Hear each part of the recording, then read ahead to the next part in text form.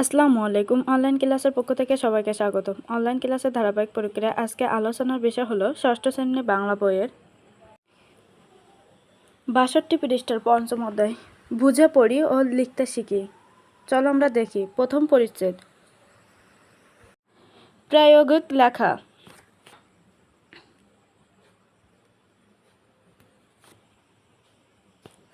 নিচের লেখাটি জানহারা ইমামের একাত্তরের দিনগুলো নামে বই থেকে নেওয়া হয়েছে। জানহারা ইমামের পুত্র রুমি গরিলা যুদ্ধে অংশগ্রহণ করেছিলেন এবং শহীদ হয়েছিলেন। এজন্য জানহারা ইমামকে শহীদ জননী নামে পরিচিত। তাহলে জানহারা ইমাম কি নামে পরিচিত? শহীদ জননী নামে পরিচিত।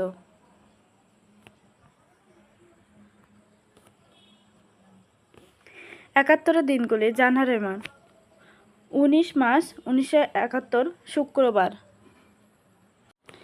আজ রুমি অভিনব স্টিকার নিয়ে এসেছে। এক একটি বাংলা অক্ষর, এক একটি বাঙালির জীবন।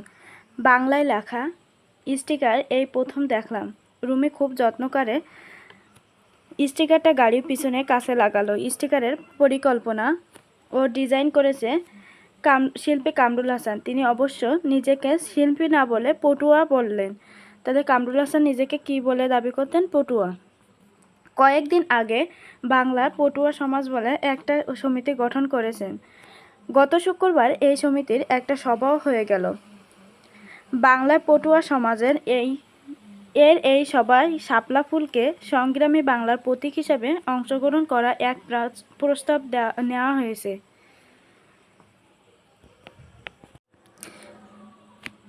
তাহলে কি শাপলা ফুলকে সংগ্রামী বাংলার প্রতীক হিসেবে গ্রহণ করার এক প্রস্তাব নেওয়া হয়েছে।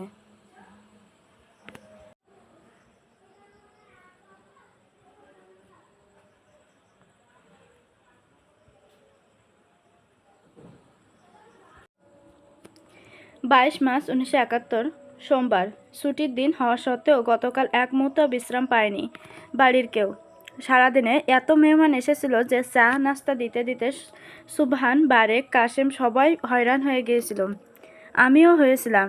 কিন্তু দেশব্যাপী দ্রুত প্রবাহমান ঘটনাবলীর উত্তেজনায় অন্য সবার সঙ্গে সঙ্গে আমিও এত টকবক করেছি যে টের পাইনি কোথা দিয়ে সময় কেটে গেছে। রুমি ও জমি আজ 8:30টাতে নাস্তা খাওয়া শেষ করে কোথায় যেন গেছে।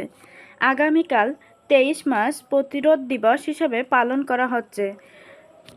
এজন্য সারা দেশে প্রচণ্ড আলোড়ন ও উত্তেজনা, জনমনের বিপুল সাড়া ও উদ্দীপনা। 23 মার্চ 1971 সাল মঙ্গলবার। আজ প্রতিরোধ দিবস। খুব সকালে বাড়িসুদ্ধ সবাই মিলে ছাদে গিয়ে কালো পতাকার পাশে আরেকটা বাসে ওড়ালাম স্বাধীন বাংলাদেশের নতুন পতাকা। বুকের মধ্যে শিরশির করে উঠল আনন্দ, উত্তেজনা, প্রত্যাশা, ভয়, অজানা, আতঙ্ক, সব কিছু মিশে একাকার অনুভূতি। নাস্তা খাওয়ার পর সবাই মিলে গাড়িতে করে বেরোলাম।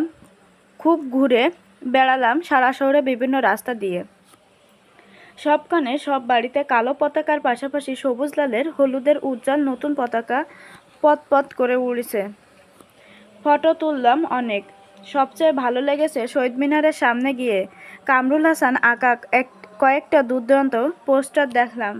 মিনারের সিঁড়িতে ধাপে ধাপে নিচে সার সেটে রেখেছে। শব্দের অর্থ অভিনব, নতুন, আলোড়ন যা নাড়া দেয়, উদ্দীপনা যা উদ্দীপ্ত করে। এক একটি বাংলার অক্ষর, এক একটি বাঙালির জীবন। বাংলা ভাষার এক একটি অক্ষরের পিছনে লুকিয়ে আছে ভাষা আন্দোলনের আত্মনাদের স্মৃতি, ঘটনাবলী, বহু ঘটনা। টকবক করা মানে অস্থির হওয়া।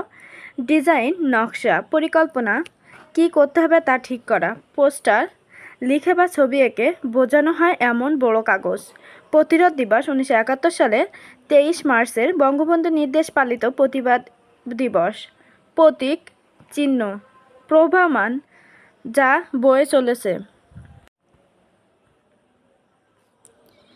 প্রস্তাব, যা করতে চাওয়া হয়। শিরশির, উত্তেজনার অনুভূতি। সবুজ লালে হলুদে উজ্জ্বল পতাকা। বাংলাদেশের পতাকা প্রথম নকশা ছিল সবুজের ভিতরে লাল বৃত্ত আর বৃত্তের মধ্যে হলুদ রঙের বাংলাদেশের মানচিত্র।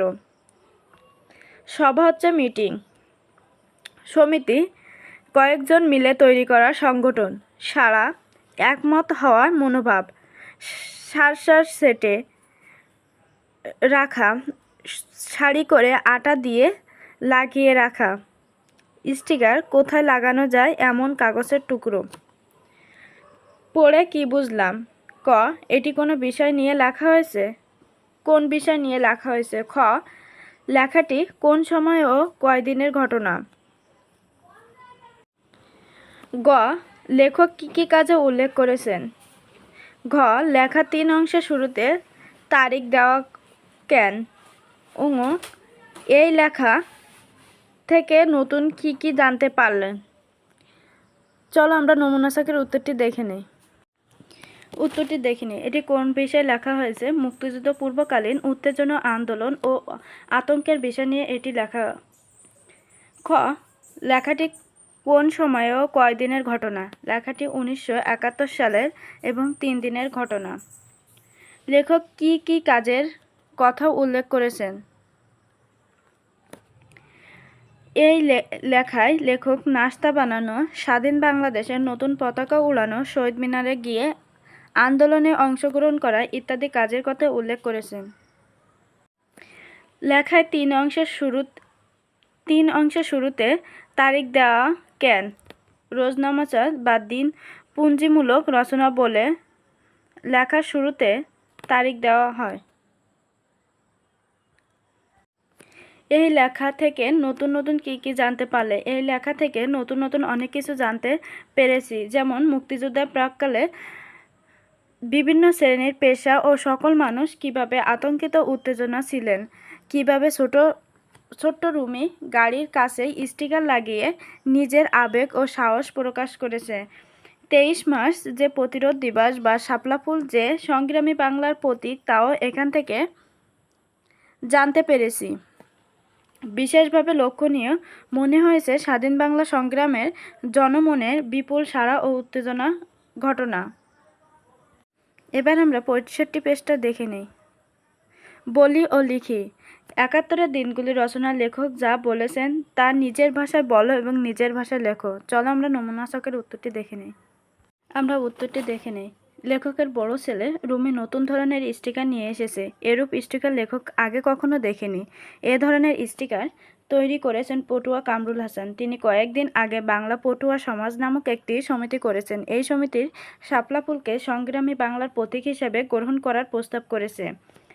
গতকাল ছুটির দিনে অনেক মেহমান এসেছে লেখকের বাসায়। মেহমানদের আপ্যায়ন করতে গিয়ে সারাদিন কেউ একটু অবসর পায়নি। দেশের দ্রুত প্রবহমান ঘটনার সাথে সাথে লেখকও চরম উত্তেজনা অনুভব করেছেন। তাই এই সময় যে কোথায় বয়ে গেছে তা টের পায়নি। রুমি জমি সকালে নাস্তা খেয়ে বেরিয়ে গেছে।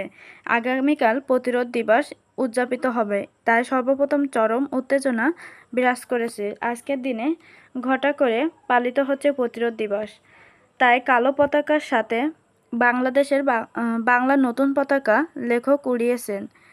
গাড়ি নিয়ে লেখক বেরিয়ে পড়েছেন সারা শহরে ঘুরে দেখতে। প্রায় প্রতিটি বাড়িতে কালো পতাকা এবং স্বাধীন বাংলার প্রতীক নতুন পতাকা উড়েছে। শহীদ মিনারের সিঁড়ির কাছে শিল্পী কামরুল হাসানের আঁকা অসাধারণ কিছু ছবি দেখে লেখকের ভালো লেগেছে। এবার আমরা পরের অংশটি দেখে নিই। রোজনামচা লিখতে শিখি। প্রতিদিন অনেক ঘটনা ঘটে। এসব ঘটনা নিজের মতো করে লিখে রাখা যায়। এভাবে লিখে রাখা বিবরণকে রোজনামচা বলে। তুমিও নিয়মিত রোজনামচা লিখতে পারো। রোজনামচা লেখার সময় কয়েকটি বিষয় খেয়াল রেখো। প্রথম, শুরুতে তারিখ এবং জায়গার নাম লিখে রাখতে হয়।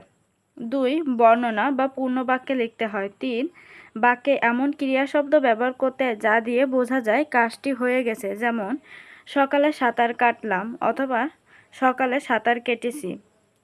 4, ব্যক্তিগত বিবরণের পাশাপাশি ওই দিনের ঘটা গুরুত্বপূর্ণ বিষয়ের কথা লেখা যায়। মনে রেখো অনুমতি ছাড়া অন্য রোজনামচা পাঠ করা ঠিক নয়। রোজনামচা লিখি। এখন নতুন 3-4 দিনের ঘটনা রোজনামচা আকারে লিখে শিক্ষককে দেখো। চলো আমরা দেখে আসি। 9 ডিসেম্বর শুক্রবার, ঢাকা। আজ ছুটির দিন। অনেক বেলা করে ঘুম থেকে উঠেছি। দেখে আম্মু আজ বাহারি রান্না আয়োজন করেছে। আমাকে দেখে আম্মু ডাকলেন। তাকে সাহায্য করার জন্য আমি আনন্দের সাথে লেগে গেলাম। আম্মুর কাছে শুনলাম সন্ধ্যার ছোট খালামণি আসবেন। আহা, আমার কি আনন্দ! অনেক রাত পর্যন্ত খালামণির সাথে মজা করব। 10 ডিসেম্বর শনিবার, ঢাকা। আজও আমার স্কুল বন্ধ। ছোট খালামণি গতকাল সন্ধ্যায় এসেছে। সারা রাত আমরা মজা করেছি। আজ আম্মু খুব ক্লান্ত। বিকেলে ডাক্তারের কাছে গিয়েছিলেন। ডাক্তার নাকি বলেছেন বিশ্রামে থাকতে। আম্মুর জন্য আমার খুব মন খারাপ। আব্বু অনেক ব্যস্ত থাকেন। আমার খেলার সাথে পড়ার শিক্ষক আম্মুই। আম্মু অসুস্থ থাকলে আমার পুরো পৃথিবী অন্ধকার লাগে। খালামণি আমাকে নিয়ে বাইরে যেতে চাইছেন। আমি যাব না। আমার কিছুই ভালো লাগছে না। 11 ডিসেম্বর রবিবার, ঢাকা। আজ আম্মু অনেকটা সুস্থ। আজ আমি স্কুল যাইনি। ফোনে বান্ধবীদের কাছ থেকে স্কুলের খবর নিয়েছি। আজ খালামণির সাথে আমি চড়ুইভাতি খেলবো। আম্মুকে বলেছি। আমি, তমা আর খালামণি খুব মজা করেছি। ধন্যবাদ সবাইকে সাথে থাকার জন্য। পরবর্তী ক্লাস দেখার জন্য আমন্ত্রণ রইল এবং যারা চ্যানেলটিকে সাবস্ক্রাইব করেনি দ্রুত সাবস্ক্রাইব করুন। ধন্যবাদ সবাইকে।